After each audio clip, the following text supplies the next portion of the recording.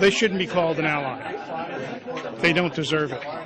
4 days into the 1967 Six-Day War, these men witnessed and survived one of the most deadliest attacks on an American vessel by a close U.S. ally, Israel. The torpedo entered the ship right about here. 42 years ago, Israeli jet fighter planes and torpedo boats bombarded an American intelligence Navy ship, the USS Liberty, with a series of attacks. The assault lasted 2 hours. According to survivors, killed 34 crewmen, injured over 170 others, and nearly sunk the ship. The whole story of it being an accident is just not true.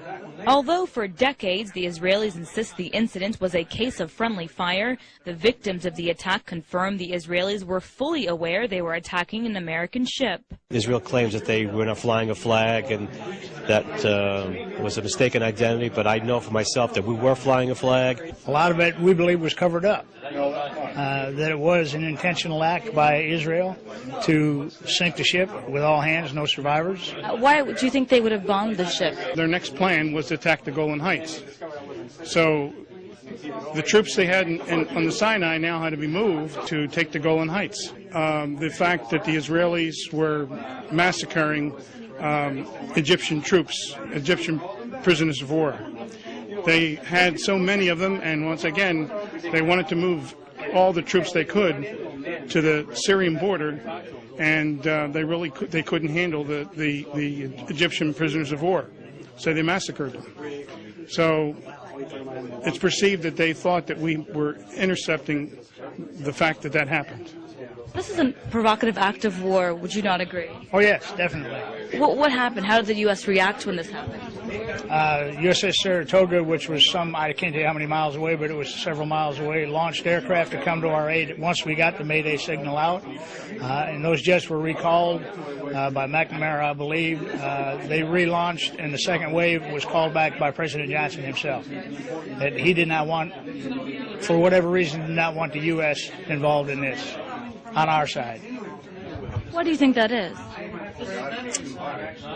Because I think Israel has too much money and they can have too many controlling interests in our government. I know there was a conspiracy between our government and Israel at the time, so that's the reason why they didn't pursue it, and why the investigations and the interrogations were done and covered up because of the alliance between Israel and the United States, which I think is wrong. I don't care who they are. You just don't slap a hand for killing 34 guys and wounding over 172 people on board a ship for no apparent reason. As far as I'm concerned, they're just outright murder. And so 42 years after the Israelis bombed an American warship, the survivors of the USS Liberty are still demanding justice. They say they will continue to raise awareness about a provocative act of war that the United States not only refused to respond to, but also help cover up. Now, I have two comments on my deep respect for human life, okay? I'm opposed to our wasting our military in the Middle East on behalf of Zionist Israel. Thank you. Okay. All right, well, let me just tell you that Israel is a very, very important ally of the United States, and we are going to protect them 100%. 100%. They've been our most reliable. It's our true friend over there, and we're going to protect Israel 100%. What we need to stand up and say is not only did they attack the USS Liberty, they did 9/11. They did it.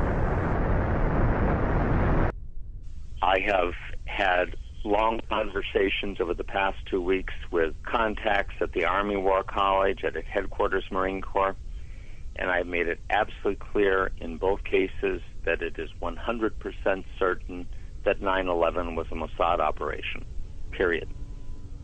First, the disbelief, and what I show them immediately afterwards is an interview with a demolitions expert named Danny Jawenko, and it shows the third building at the World Trade Center going down. And they look at that, and I said, now you understand that if one of the buildings was wired for demolition, all of them were wired for demolition.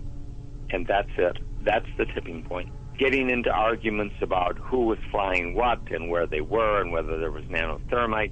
Those things are true, but they're incidental. The thing that's necessary is to tell people 3 buildings went down, the 3rd was not hit by a plane, it was wired for controlled demolition, therefore all of them were wired for controlled demolition, and at that point the reaction is rage. First disbelief and then rage. 9/11 has led directly to 60,000 Americans dead and wounded. God knows how many hundreds of thousands of people in other countries that we've killed or wounded or made homeless. This is an open wound. And what Americans need to understand is they did it. They did it. And if they do understand that, Israel's going to disappear. Israel will flat-ass disappear from this earth. I sent a film to one of my colleagues, and it basically had Americans grieving over their dead coming back. And I showed one of them, it was a woman just wrenched by grief, over her dead soldier. And I said, if Americans ever know that Israel did this, they're going to scrub them off the earth, and they're not going to give a rat's ass what the cost is. They are not going to care. The first thing, Mark, is astonishment. They didn't know. They truly didn't know. And these are not unintelligent people. They really didn't know. And the next statement is rage. Real rage.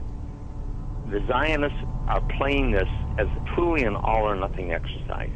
Because if they lose this one, if the American people ever realize what happened, they're done. The military has not been bought.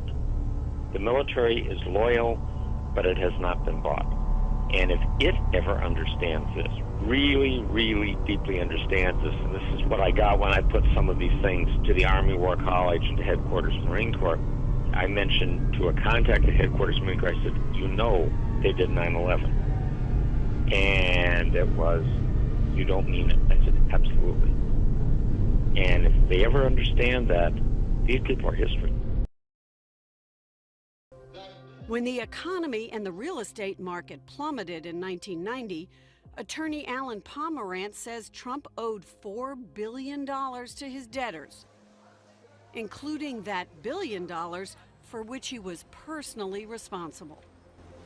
Because he personally guaranteed so much debt, the leverage shifted dramatically over to the banks, because it was no longer an issue of a bank and a piece of real estate. It was a bank in Donald Trump's actual survival. Trump owed money all over town, to 72 banks in all. Pomerantz represented them as a group. How close was he to going personally bankrupt? Very. Trump makes a point of saying he never went personally bankrupt. But there's a reason why the banks decided to keep Trump whole. We made the decision that he would be worth more alive to us than dead.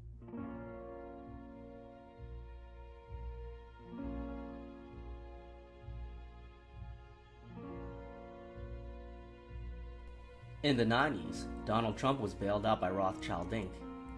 Wilbur Ross, Senior Managing Director of Rothschild, is now Commerce Secretary of the United States.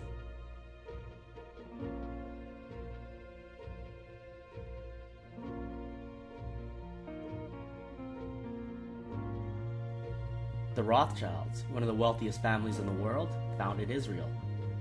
The Balfour Declaration in 1917, Britain signed over Palestine to Walter Rothschild to create a Jewish state. This is the desk where the Balfour Declaration was composed and written. Funny you should say that.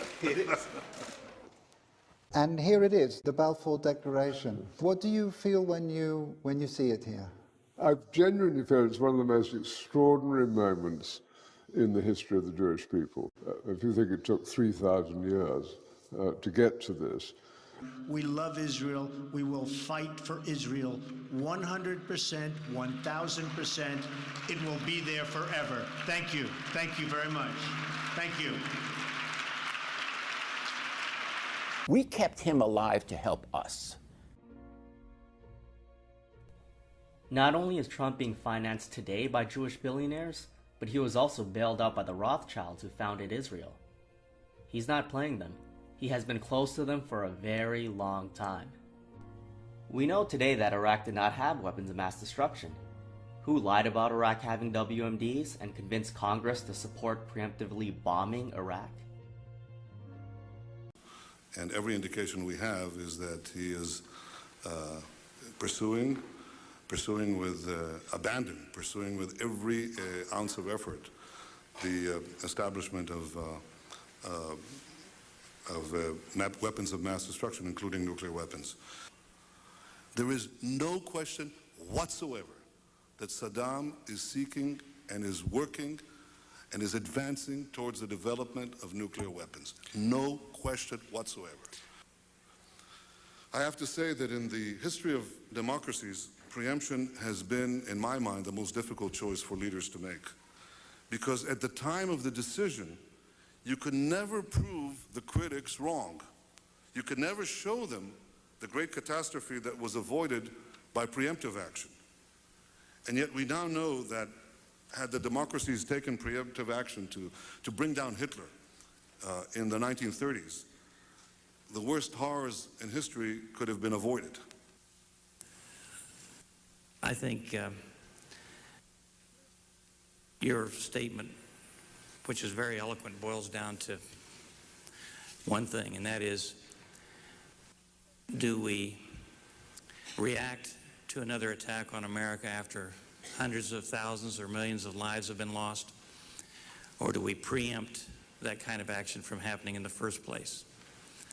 And I think you made a very strong case today that we should support President Bush and respond before it happens.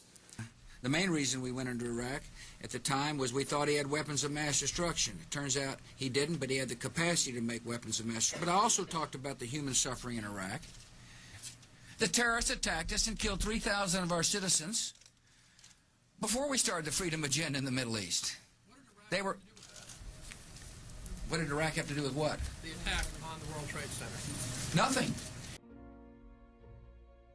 Israel lied about Iraq having weapons of mass destruction and that Iraq was harboring terrorists. Where did these lies originate? Of Saddam's attempts to conceal and deceive the world, to conceal the efforts that he's making at producing weapons of mass destruction. We in Israel have known this for a long time. In 1981, Netanyahu wrote a book called International Terrorism, advocating for the West, led by the United States, to wage war against Iraq on the basis of weapons of mass destruction. He also pushed for war with Libya and Iran. He wrote all of this 20 years before Bush was in office. Israel knew Iraq had no weapons of mass destruction. Yossi Sarid, member of the Israeli Foreign Affairs and Defense Committee in 2004, admitted it was known in Israel the story that weapons of mass destruction could be activated in 45 minutes was an old wives' tale. I think an old wives' tale is the best way to describe it. The Iraq War is often described as the greatest intelligence failure in living memory. Well, who gave that intelligence to the United States? To conceal the efforts that he's making at producing weapons of mass destruction. We in Israel have known this for a long time. We've shared this intelligence with the United States. We have some evidence to that effect.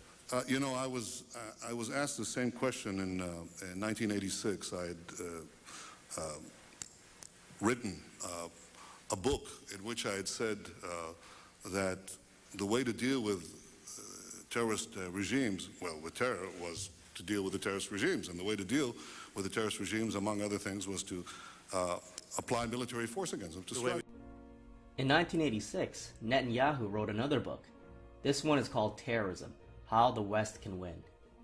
He wrote about Iraq having weapons of mass destruction again, and also advocated for the West to wage war against Iraq, Libya, Syria, Yemen, Iran, North Korea, and Cuba. With the exception of Cuba, all of this is happening today. All this was launched just more than a week after 9/11. And right after 9/11, about 10 days after 9/11, I went through the Pentagon and I saw Secretary Rumsfeld and Deputy Secretary Wolfowitz. I went downstairs just to say hello to some of the people on the Joint Staff who had used to work for me. And one of the generals called me in. He said, "Sir, you got to come in. You got to come in and talk to me a second." I said, "Well, you're too busy." He said, "No." He says, we've made the decision we're going to war with Iraq. This was on or about the 20th of September. He picked up a piece of paper and he said, I just got this down from upstairs, meaning the Secretary of Defense's office today, and he said, this is a memo that describes how we're going to take out 7 countries in 5 years, starting with Iraq and then Syria, Lebanon, Libya, Somalia, Sudan, and finishing off Iran. But September 11th put it in a different light, and taking on that tyrant forcefully meant, in fact, if anything, that we had to take that threat more seriously. So all 3 of those concerns are stated in Secretary Powell's testimony. I talked about the mistreatment of the people. Let me interrupt because my time is limited, unfortunately. You just said that this is that 10 years ago you wouldn't have agreed to a regime change. However, in 1998, you as a member of the New American Century sent a letter to President Senator, Clinton. I said something different. No, wait a sec. You were saying that we're seeing it in the light of September 11th. That's just not true. You've been advocating for regime change all through the late 90s. And in this letter, the can I explain? There's a very clear strategy should aim, above all, this is 1998, the strategy should aim above all at the removal of Saddam Hussein's regime from power. You signed that letter. Former Deputy Secretary of Defense, Paul Wolfowitz, pushed for war against Iraq in 1998, claiming that they were going to use weapons of mass destruction on Israel. He was also involved in planning the countries to wage war against, after 9/11, as General Wesley Clark revealed. Paul Wolfowitz is an Israeli-American dual citizen. He lived in Israel when he was 14. He gets in a position where he heavily influences U.S. foreign policy and is openly planning wars for the security of Israel.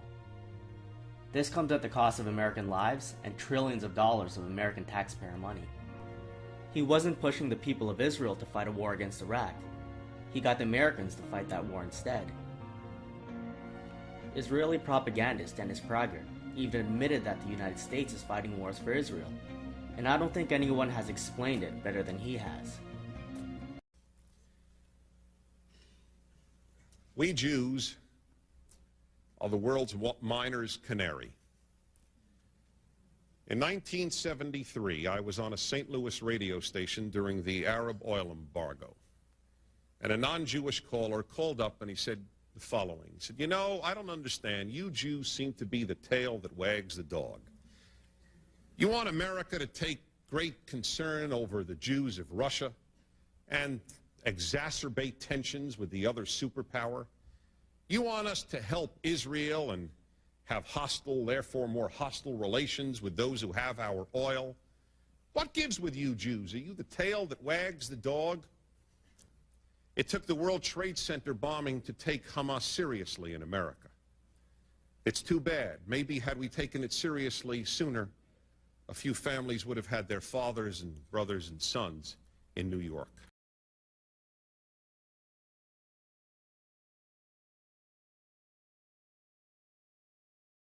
My friends, the enemies of Israel are not the Boy Scouts of the world. The enemies of Israel is Iran, which is destroying its Baha'is, Sudan, which actually crucifies blacks. New York Times article a couple of months ago, but didn't get to see that on CNN. Iraq, which is a living concentration camp for its own people. Syria, which destroyed 20,000 of its own citizens in just one fairly well-known operation a few years ago. Hamas, whose agenda is the destruction of anyone who opposes their theocracy. Those are the enemies of Israel. They are also the enemies of good people. It is not a position we Jews asked for, but when we make this known to non-Jews, they will understand why we are here. Thank you very much.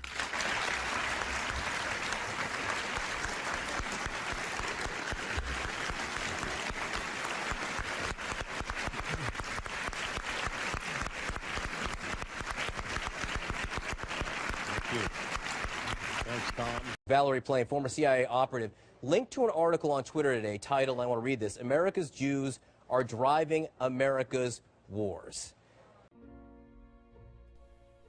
Former CIA officer Valerie Plame tweeted an article called America's Jews are driving America's wars. This sparked controversy and she was forced to resign from the Plowshares Fund. That article was actually written by Philip Giraldi, who is another former CIA officer. He also wrote about the Israelis being arrested for filming and celebrating as the first tower was hit. Back to the original article. Giraldi writes that most of the neoconservatives who control U.S. foreign policy are Jewish. He goes on to list many of their names. Nearly all the Iran haters are Jewish. David Frum, Max Boot, Bill Kristol, Brett Stevens. And I would like to add a few more names. Mark Dubowitz, Michael Ledeen, Rule Mark Garrett of the Foundation for Defense of Democracies, Daniel Pipes of the Middle East Forum, John Podhoretz of Commentary Magazine, Elliot Abrams of the Council on Foreign Relations, Mehrab Wormser of the Middle East Research Institute, Kimberly Kagan of the Institute for the Study of War, Frederick Kagan, Daniel Pletka, and David Wormser of the American Enterprise Institute. And yep, they're all Jewish. Plus, most of them would self-describe as neoconservatives. And I might add that only one of the named individuals has ever served in any branch of the American military. One might also add that neocons as a group were founded by Jews and are largely Jewish, hence their universal attachment to the State of Israel. Paul Wolfowitz, Doug Feith, and Scooter Libby. Yes, all Jewish and all conduits for the false information that led to a war that has spread and effectively destroyed much of the Middle East, except for Israel, of course. Philip Zelikow, also Jewish, in a moment of candor, admitted that the Iraq War, in his opinion, was fought for Israel. Is anyone providing an alternative viewpoint to eternal and uncritical support for Benjamin Netanyahu and his kleptocratic regime of racist thugs? I think not. After writing this article, Giraldi was fired by the American Conservative, where he had been a regular contributor for 14 years. That brought us low economically, morally. We went to war against a guy who had absolutely nothing to do with 9/11. It was a total pretext. It's inexplicable. And there you go to Cheney, there you go to Bush, there you go to the Jewish neocons who wanted to remake the world. Maybe I can say that because I'm Jewish, and to bring about a certain result in the Middle East. You can. Okay. I'm not really sure. I'm not really sure that you can. Go ahead. Most of the neoconservatives who control U.S. foreign policy are in fact Jewish. This is even admitted in one of the biggest Israeli news outlets, Haaretz. Israel is not burdened with trillions of dollars of debt. The United States is.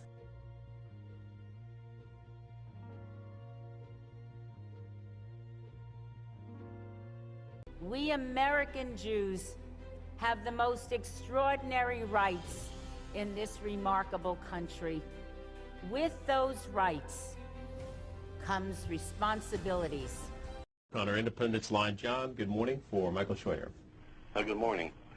I, for one, am sick and tired of all these Jews coming on C-SPAN and other stations and pushing us to go to war against our Muslim friends. They're willing to spend the last drop of American blood and treasure to get their way in the world. They have way too much power in this country. People like Wolfowitz and Feith and the other neocons that jewed us into Iraq, and now we're going to spend the next 60 years rehabilitating our soldiers. I'm sick and tired of it. John in Franklin, New York. Any comments? Yeah, I think that, of course, American foreign policy is eventually up to the American people. One of the big things that we've not been able to discuss in this country for the last 30 years is our policy toward the Israelis. Whether we want to be involved in fighting Israel's wars in the future is something that Americans should be able to talk about. They may vote yes. They may want to see their kids killed in Iraq or Yemen or somewhere else to protect Israel. But the question is, we need to talk about it. Ultimately, Israel as a country is of no particular worth to the United States. It doesn't, you mean strategically? We have they have no resources we need. Their manpower is minimal. Their association with us is a negative for the United States. Now that's a fact. IASPS is a Jerusalem-based think tank with an office in Washington, D.C. for its Israeli-American dual citizens. In 1996, they wrote the clean break policy paper for Israeli Prime Minister Benjamin Netanyahu. This called for the destabilization of Iraq and Syria. In 2001, 3 of them got top positions in the Bush administration. Richard Perle, chairman of the Defense Policy Board; Douglas Feith, Undersecretary of Defense; David Wurmser, Middle East advisor to Dick Cheney. This was a study group on a new Israeli strategy towards 2000. Benjamin Netanyahu's government comes in with a new set of ideas. Work closely with Turkey and Jordan to contain, destabilize, and roll back some of its most dangerous threats. This implies a clean break from the slogan, comprehensive peace, to a traditional concept of strategy based on a balance of power. Israel can shape its strategic environment in cooperation with Turkey and Jordan by weakening, containing, and even rolling back Syria. This effort can focus on removing Saddam Hussein from power, an important Israeli strategic objective in its own right. Israeli citizens working in the U.S. government officially planned the wars in Iraq and Syria for the interest of Israel in 1996 and 1998. If this is all too hard to believe, Douglas Feith admits the clean break policy paper is legit on his own website. He just puts all the blame on David Wurmser. David's wife, Mayrab Wurmser, another one of the authors, was interviewed by BBC about the clean break, and she also confirmed its legitimacy. Done in a think tank by a group of people. Yes, many of us are Jewish. There's no need to apologize for that. Most of us, all of us, in fact, are pro-Israel. Some of us more fiercely so than others. Well, that paper in 1996, the Clean Break paper, that was the paper that led to accusations of dual loyalty. There is no dual loyalty. President Nixon disallowed Jewish advisors from discussing Israel policy. Nixon ordered his aides to exclude all Jewish Americans from policy making on Israel, according to formally classified notes taken by then Chief of Staff H.R. Bob Haldeman on a meeting with the president in July 1971. No Jew can handle the Israeli thing. Forget the Jews. They're against the administration. People may call Nixon an anti-Semite, but he was right.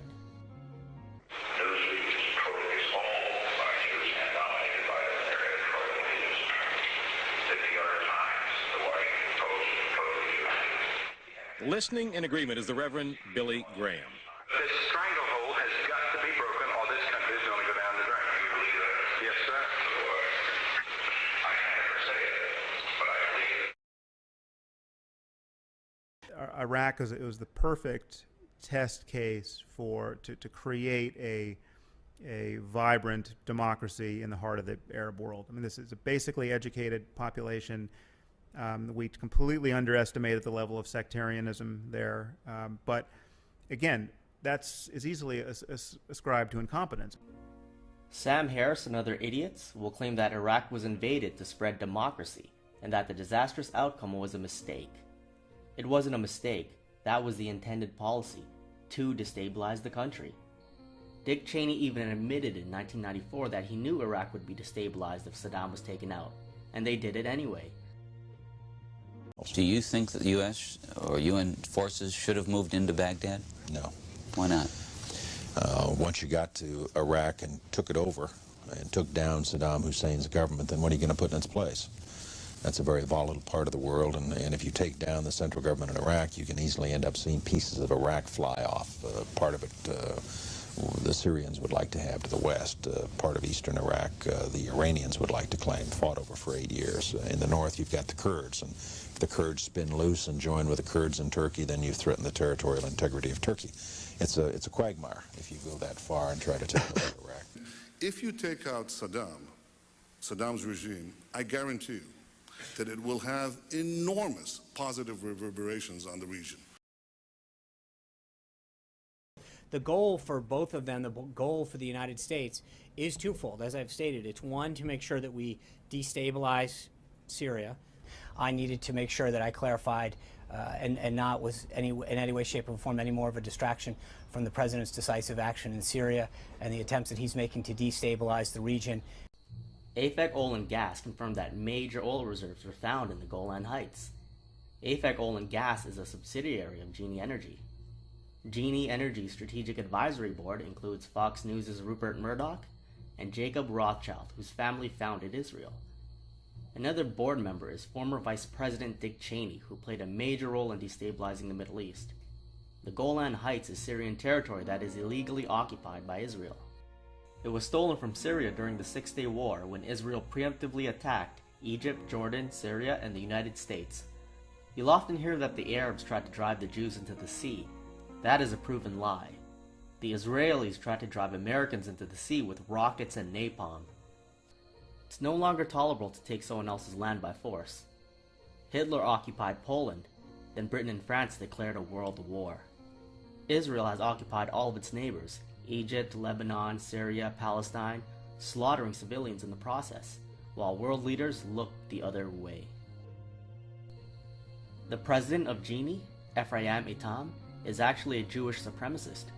As an Israeli lawmaker in the Knesset, he publicly called for expelling Palestinians from the West Bank, which is their own land, their private property, and turn it into a place where only Jewish people can live.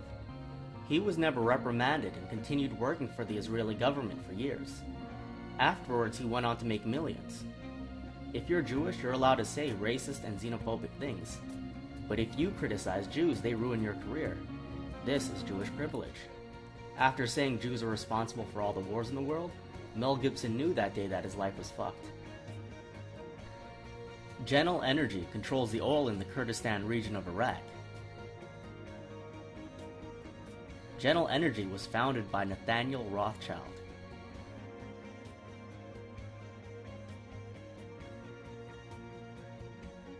So Israel officially plans to destabilize Iraq and Syria. Then the founding family of Israel owns oil companies in both countries. Israel actually gets 77% of its oil from Iraqi Kurdistan.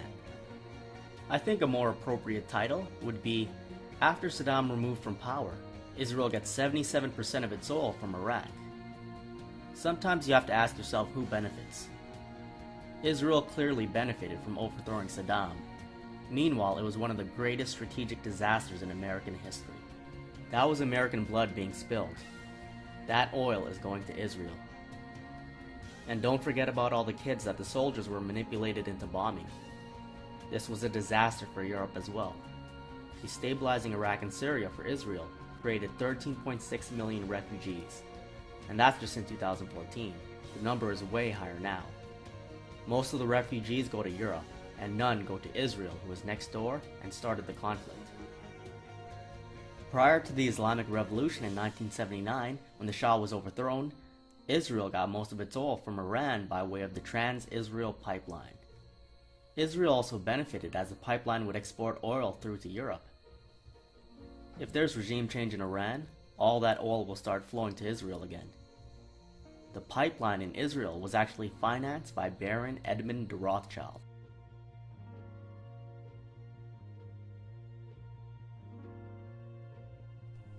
What a coincidence. Netanyahu wants regime change in Iraq, Syria, and Iran. The founding family of Israel has oil interests in all three. There is a connection. Netanyahu worked for the Boston Consulting Group from 1976 to 1978. He worked with Michael Rothschild, who was there at the same time. Thanks to investigative journalist Christopher Wolin for this information. Now we're going to look at a strategy for Israel in the 1980s, written by Israeli scholar Oded Yinon in 1982. Some of you may know this as the Oded Yinon Plan or the Greater Israel Project. This was translated to English by Professor Israel Shahak and published in a book titled The Zionist Plan for the Middle East. Iraq rich in oil on one hand and internally torn on the other. Every kind of inter-Arab confrontation will assist us. This is exactly what's happening today. Again, Israel plans to destabilize Iraq and Syria, then has oil companies operating in them. The dissolution of Syria and Iraq later on into ethnically or religiously unique areas such as Lebanon is Israel's primary target on the Eastern Front in the long run. In Iraq, a division into provinces along ethnic religious lines, as in Syria during Ottoman times, is possible. So the 3 or more states will exist around the 3 major cities, Basra, Baghdad, and Mosul and Shiite areas in the south will separate from the Sunni and Kurdish north. Retired Colonel Rolf Peters, who was a hardcore Zionist, published a map in the Armed Forces Journal in 2006 that suggested reimagining Middle Eastern borders on ethnic, sectarian, and tribal lines. Notice the Kurdish state in the north. As fighting between Iraq's rival factions splinters the country, Israeli Prime Minister Benjamin Netanyahu voiced his support for Kurdish statehood. Regarding the Kurds, they are a fighting people that have proved their political commitment, political moderation, and deserve political independence. Israel has quietly maintained military and intelligence ties with the Kurds for decades, seeing in the minority ethnic group a buffer against shared Arab adversaries. We should support international efforts to strengthen Jordan and support the Kurdish aspiration for independence. Israel endorses Kurdish independence. With everything Israel has done to the Middle East, Iraq won't allow this to happen. The Kurdish independence referendum was successfully passed.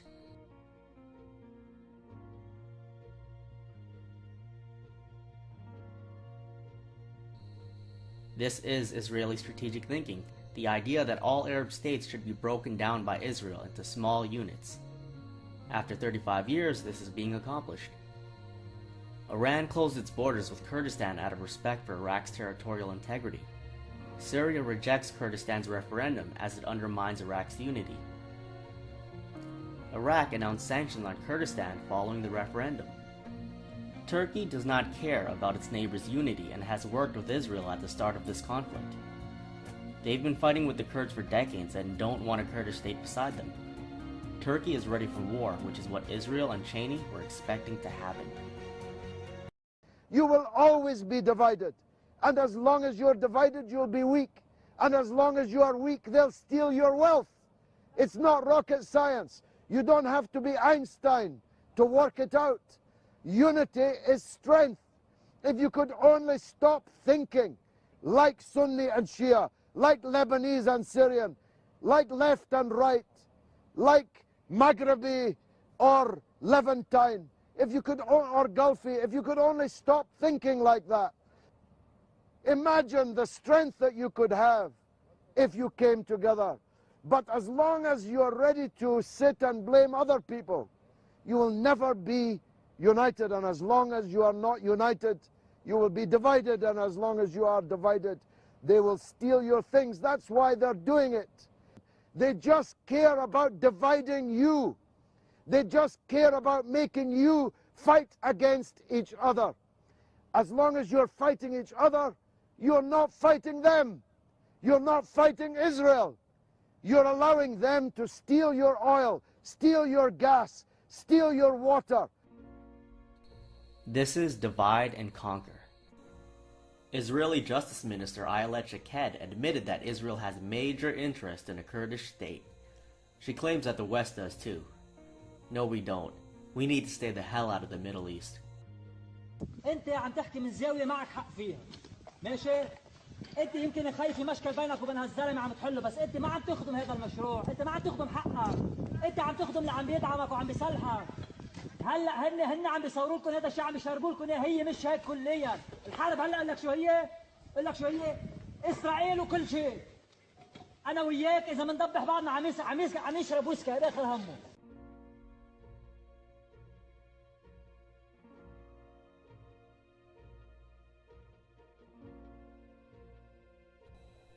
The United States and Israeli governments have been arming ISIS to fight against Syria and its allies for much of the last 6 years. Now with ISIS diminishing, how do you keep the conflict going? Trump is arming the Kurds in Syria and Iraq, and Israel is now giving air support to the Kurds to fight against its neighbors. Trump is continuing Obama's foreign policy towards Israel, but far more hawkish. People actually thought this was going to change. Today I have the honor of welcoming my friend, Prime Minister Benjamin Netanyahu, to the White House. With this visit, the United States again reaffirms our unbreakable bond with our cherished ally, Israel. and you'd have Iran run Syria, a horrible prospect for us, or Daesh, which is also there, touching our borders on the Golan. When two of your enemies are fighting each other, I don't say strengthen one or the other. I say weaken both, or at least don't intervene, which is what I've done. I've not intervened. I have acted several years ago, and I think I was the first country to do that, to put a military hospital 10 yards away from our border with the Golan, with Syria.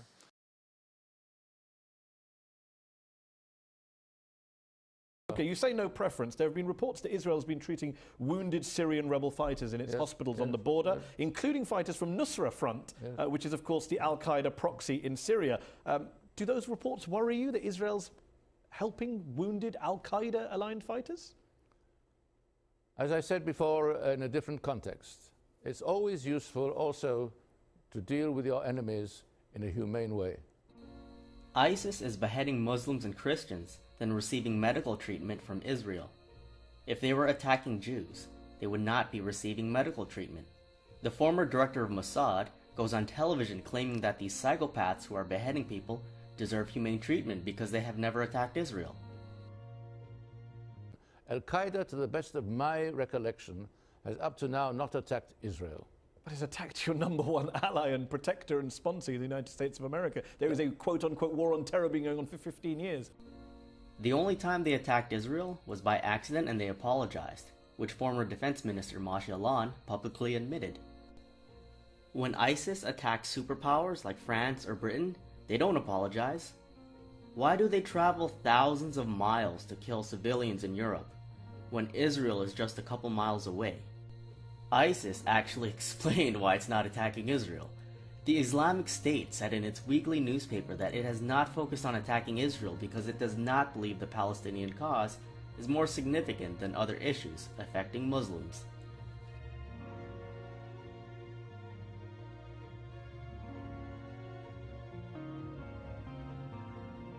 ISIS is burning Palestinian flags. ISIS is beheading and raping Palestinians. An ISIS leader was arrested in Libya and was discovered to be a Mossad agent. You tell the story about how you tried to find out what they call the Mossad when they deal with publicly? I thought it was a reasonable question, but the trouble is you can't pick up the phone book. There's no Langley in Israel that you can look up, CIA, or in our case, the Mossad. We thought we should ask, what shall we call it in English? You can translate the Hebrew words, as I said, Mossad is institute, but when they write a letter to their friends in the CIA or the British intelligence, what do they call themselves? It took a while. It was a matter of asking the Prime Minister's spokesman. The best you could do, because officially the Mossad is under the Prime Minister's office. And I think he sort of wondered why you want to know and all that, so we explained. And he came up with the Israeli Secret Intelligence Service. I mean, if it were to have initials, it would be ISIS.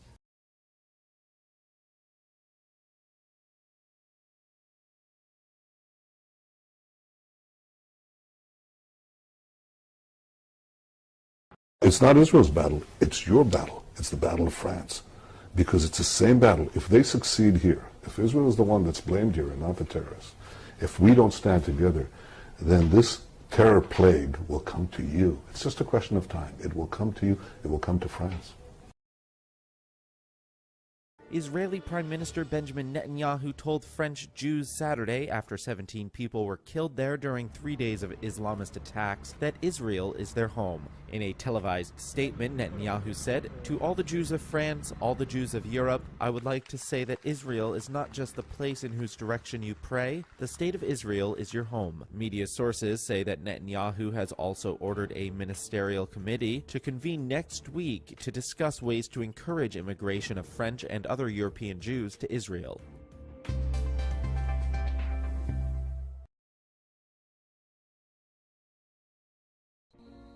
ISIS and Israel both attack Palestinians. ISIS attacks Syrian forces. Israel airstrikes Syrian forces. ISIS attacks Hezbollah. Israel airstrikes Hezbollah. ISIS attacks all of Israel's enemies regularly, but has never attacked Israel. Israel is supposedly the only democracy in the Middle East. with Western values and freedom that these people hate. Look, ISIS got started through funding from our friends and allies, because as people will tell you in the region, if you want somebody who will fight to the death against Hezbollah, you don't put out a recruiting poster and say, you know, sign up for us, we're going to make a better world. You go after zealots and you go after these religious fundamentalists. That's who fights Hezbollah. We have been fighting alongside al-Qaeda, fighting alongside ISIS. ISIS is now emboldened in 2 countries. But here's the anomaly. We're with ISIS in Syria. We're on the same side of the war. When we started the war on terror after 9/11, it was essentially a war against al-Qaeda and similar organizations. We have gone full circle from opposing al-Qaeda, complete circle, to where we now supply them, we arm them, we finance them, and it's all coming with the approval of the highest authorities in the United States government.